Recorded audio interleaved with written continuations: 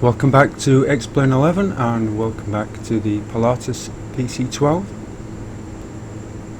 This is an approach at Innsbruck.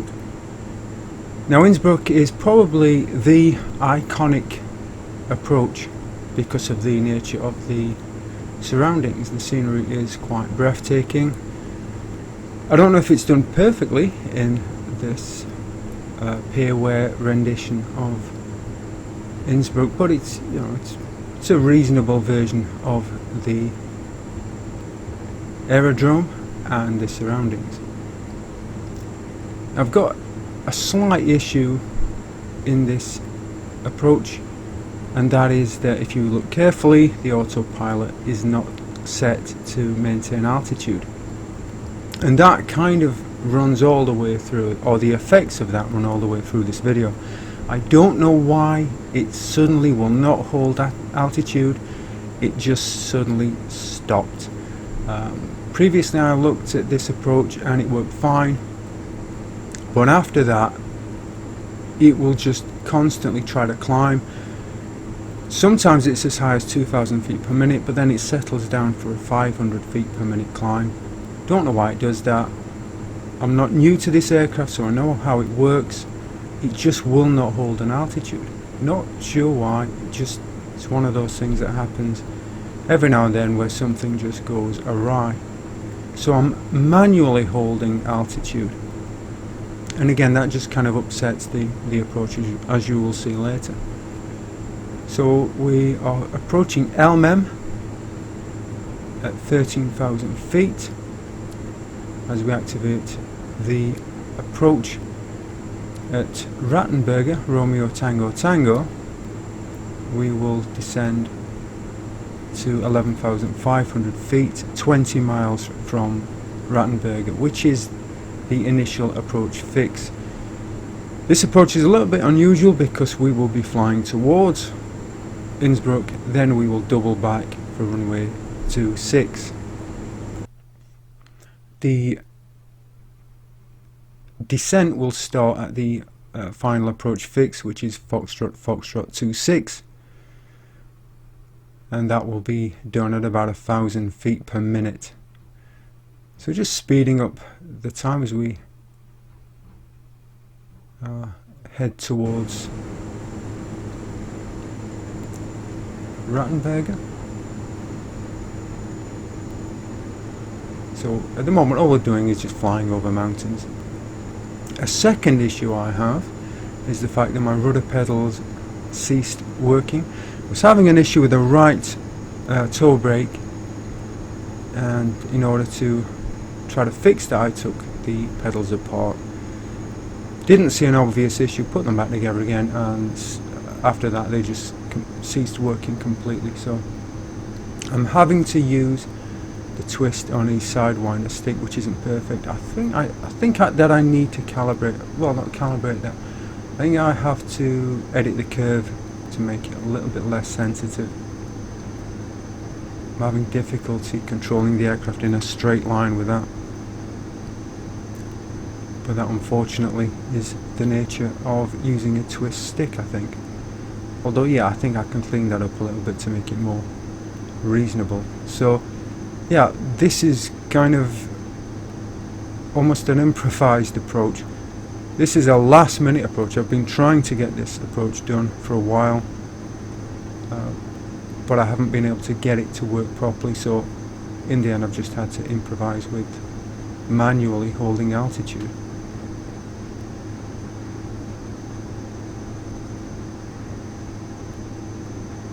Okay, now we get back. So at the moment I'm just trying to maintain a 500 feet per minute descent. Every now and then you'll hear the alarm, and that's because the aircraft, you can see airspeed is approaching that white band, and it is reminding me that we really need to have the gear down at this point.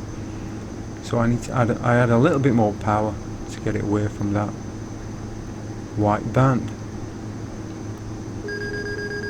In fact, on the actual approach itself, I just get a little bit too slow crossing the threshold, which means that the landing itself is not exactly textbook, but it's not perfect, it's not terrible either. I actually have an issue lining up in this aircraft for some reason.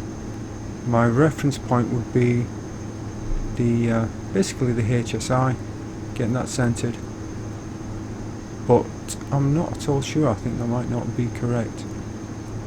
So here we are, we're descending to 11,500 for the final approach fix, and as we get to Romeo Tango Tango, we'll turn onto Charlie Lima 26, and then finally onto the final approach fix. Final approach fix, gear down, first stage of flaps, and establish that 1,000 feet per minute rate of descent. That's always the target I look for, to get onto the final approach fix, drop the landing gear and first stage of flaps, and get the descent established. So 11 miles out from RTT, when you'll see the turn come into play. I like to keep the 530 up on screen so you can follow the approach. As you can see, Romeo Tango Tango is active, so we're counting down to 10 miles from that, watching that altitude, making sure we don't drop below 11,500. So 9 miles to go. So at this point, Innsbruck is off to our right. So we'll make that right turn, and then we'll start that descent once we reach the final approach fix. So 17 miles from that final approach fix, you can see that's going to be off to our right. That's why the distance is decreasing.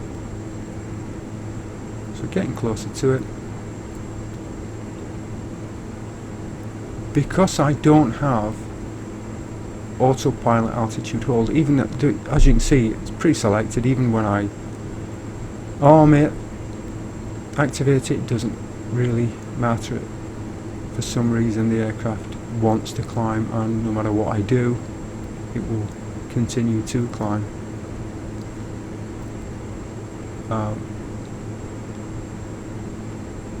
It's managing this aircraft really is about the torque setting.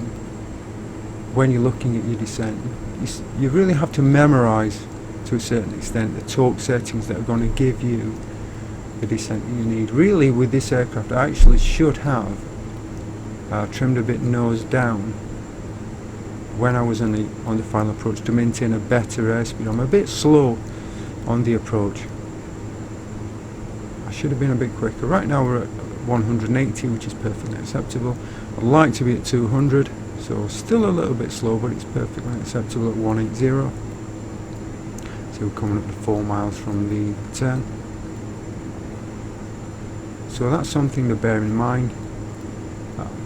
You kind of learn things from situations like this. Normally, with altitude hold on the autopilot, I would pretty much just fly by the numbers, and it would just be pretty much straightforward. But because pre-select isn't working and it's not holding the altitude, then I've learned a little bit more about the aircraft in terms of needing to keep the nose pitched down a little bit more to avoid getting too slow on the approach. Whereas before, just leaving it to the autopilot, it would pretty much do all that for me. So we're now at the turn. As you can see, it's a fairly steep right turn. Coming around for Charlie Lima 26. You see still a lot of mountains. Now during the day, obviously we can see all that, but at night, you can imagine it's very easy to get into trouble if you can't see those mountains. So as always, you've got to read the charts, read the star, read the approach chart. So I know just from reading the charts that we need to reach Almem at 13,000 feet and descend to 11,500 for the final approach fix. And I know charts can really appear daunting at first, but if you put the time in to learn, you can see here Charlie Lima 26, you don't even need to get all the information from the charts. You just need to get enough information to be able to fly a reasonable approach. If you want to go into great detail, you can do, but as long as you have the initial approach fix, the final approach fix, and you know the altitudes, you can fly a reasonable approach.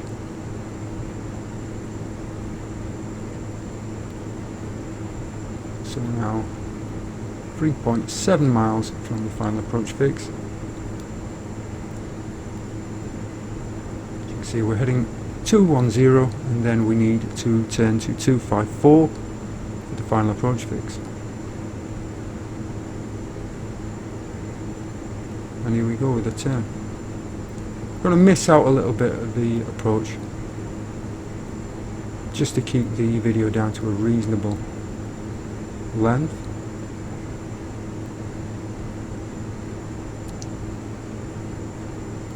To make the mistake here of turning on the switching from GPS to VLOC, which was a mistake. I shouldn't have done that. I hadn't even switched to approach mode at this point, so there's a mistake. So we're getting back onto where we should have been.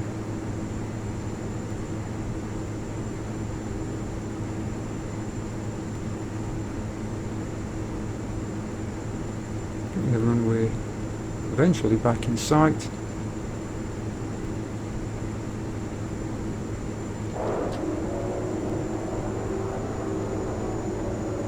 And as you can see, it's right at the end of this valley. This is the easiest approach, the easiest direction to approach, otherwise you kind of have to go around that mountain to the right of Innsbruck.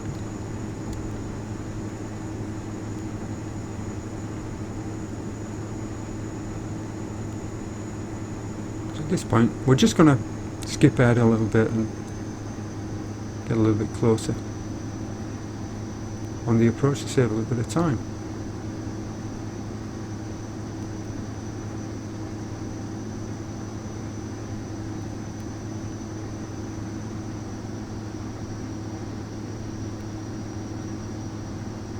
And now we're descending at 1,000 feet per minute.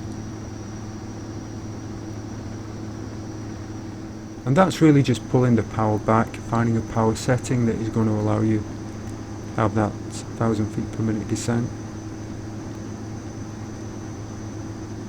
Now ideally I was looking to turn off autopilot about 3,500 feet in order to be able to line myself up with the runway. You're a little bit to the right in approach mode, but actually it's disengaged for me a little bit early, really because I'm too slow. Again, I should have got the nose down a little bit more in order to maintain airspeed, and backed off. Well, actually increase the power, get the nose down, add a bit more power, and just looked at maintaining a higher airspeed and maintaining 1,000 feet per minute descent.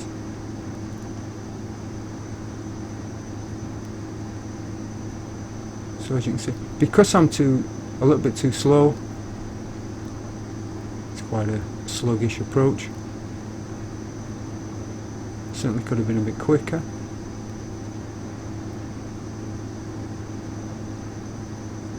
But all I'm doing here at the moment is just looking at the runway. The runway is in sight. It's just a visual approach. I'm looking to maintain the runway exactly where it is right now. If it starts to move away, then I'm too low. If it starts to approach us, then we're too high. So just get a real visual sense of where the runway is and try to maintain it in that spot on the windscreen.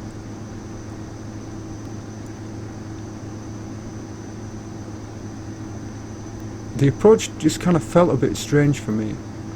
Probably because I was too slow, but it just felt a bit odd.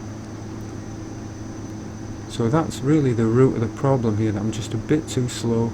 Certainly when I go for second stage of flaps at 5,000 feet, then I just I get too slow, and that causes issues. But again, it's a learning experience, not having a fully functional autopilot. So just push the nose down and then adjust power to maintain 1,000 feet per minute rate of descent, or close to it. Certainly, again, you're looking for the position of the runway, trying to keep it constant.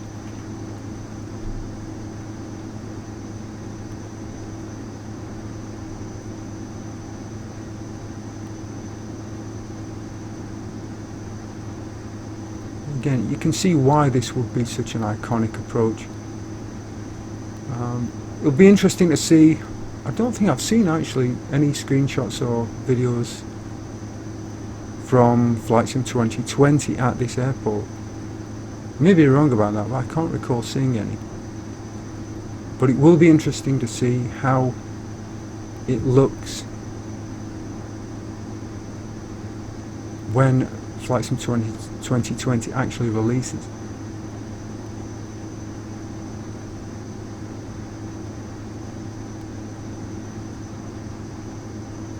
So down below 5,000. Second stage of flaps added. Get a bit more slow, a bit too slow.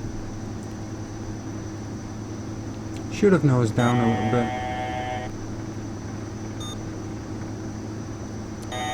So it starts to get a little bit untidy at this point. Autopilot disconnects.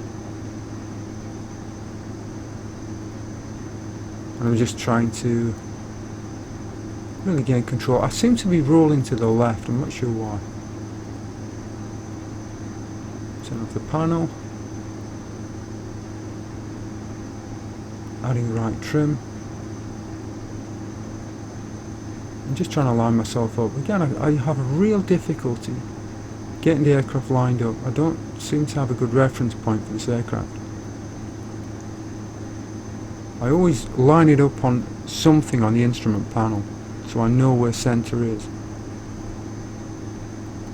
But I'm really struggling in this aircraft for some reason. So still descending at about 1,000 feet per minute. A little bit too slow. A little bit of left roll.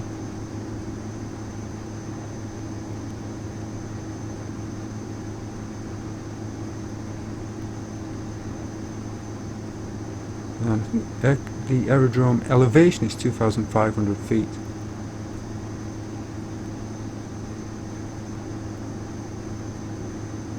This is the beta version. I haven't looked at Vulcan yet or gone into any sort of detail on that. I certainly could do with increased frame rates. I have issues with frame rates in Innsbruck. Obviously there's a lot of detail, so I must be having slowdowns because of the detail of the aerodrome. So I'm trying to figure out where centre is. I'm trying to get it centred, which is a bit of a struggle. Trying to figure out where that centre line is going to be.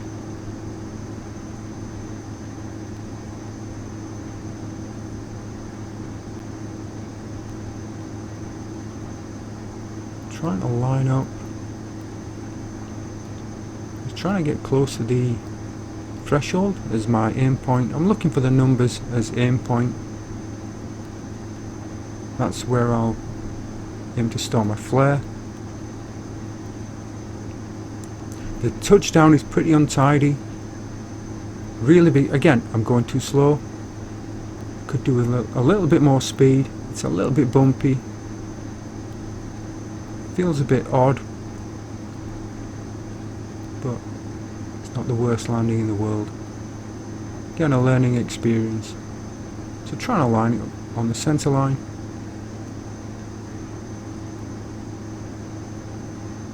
countering that left roll.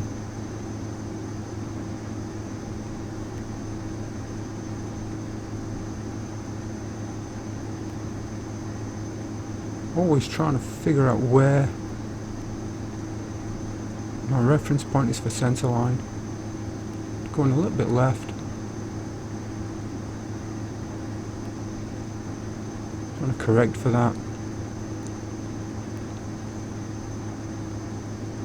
So yeah, this has been an approach and landing at Innsbruck. Hope you enjoyed that and hope you found that interesting. Certainly give it a go. I'd recommend the Carenado PC-12. Certainly I'd recommend looking at the reality expansion pack. I have mixed results with them when it comes to air starts with the Beach Baron, but